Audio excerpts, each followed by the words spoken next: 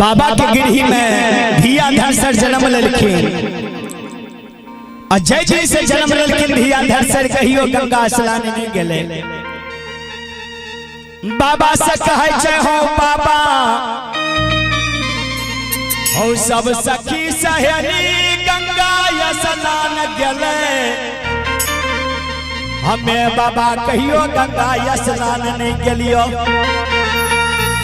जे हो बाबा हमरा मन में ललसा लग गल जज के सिमरिया गंगा स्नान बाबा क्या के माई गंगा से गौरना मिनती क्या के माई गंगा से हमें एगो भतीजा मांग लेबै। जे बाबा के रगो दबैसी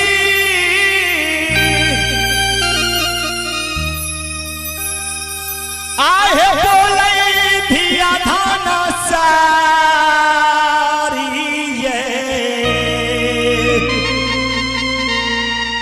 आइए हंसिए हो सके आधिया है बाबा से करे छै जाबा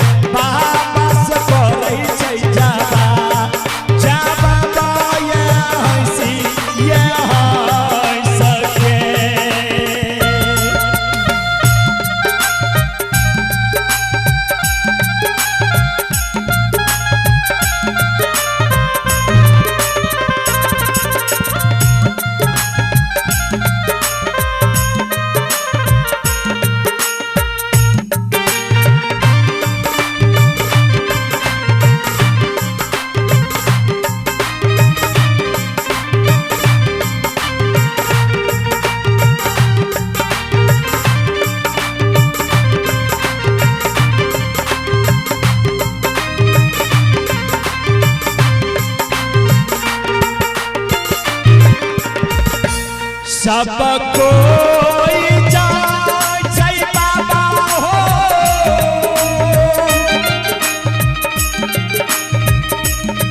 आहो गंगा सहोलाने पासे आहो हमहु जाइबा बाबा हो गंगा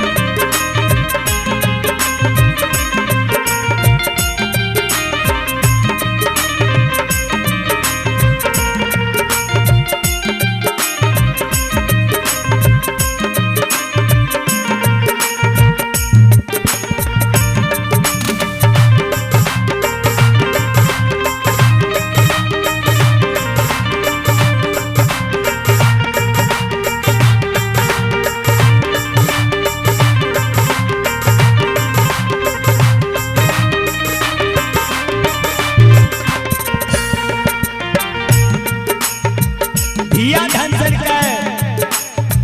बाबा कहे छे है के बेटी धिया धनसर के दुलारी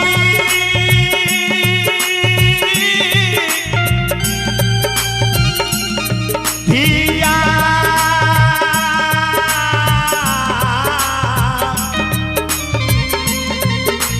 धाना सैद के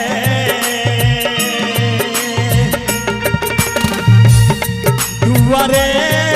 के पोखरी के कू हो नहीं लो धिया धनसारी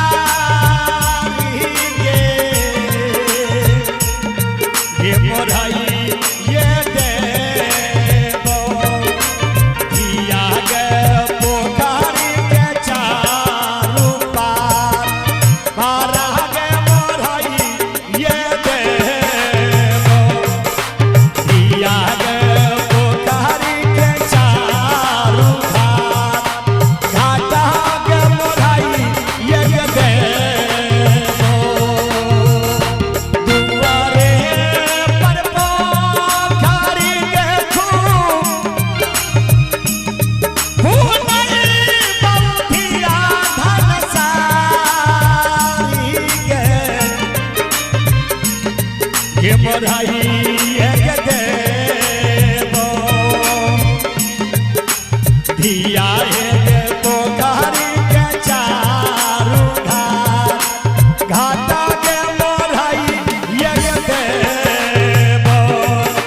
धिया एक पोखरी के चारू धार घाटा के मोराई एक देवो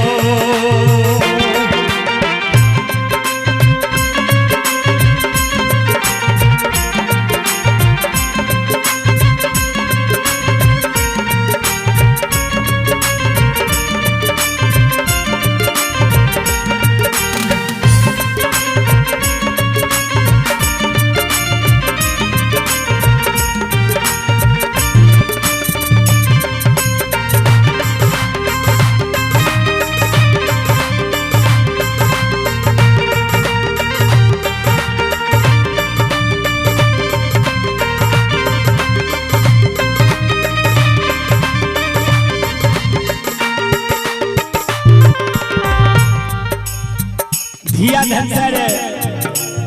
बाबा से जवाब करे छे कहे छे हे हो बाबा हो हमरा सन के सखी सहेली गंगा स्नान बाबा जाय छे आ हमें बाबा कना दूरा पर पोखर में स्नान करबो या किया लगई बाबा हो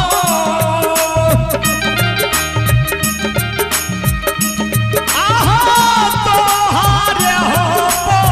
पोखरिया से आहो बाजार खसाईबा बाबा हो पोखरिया के चारू धार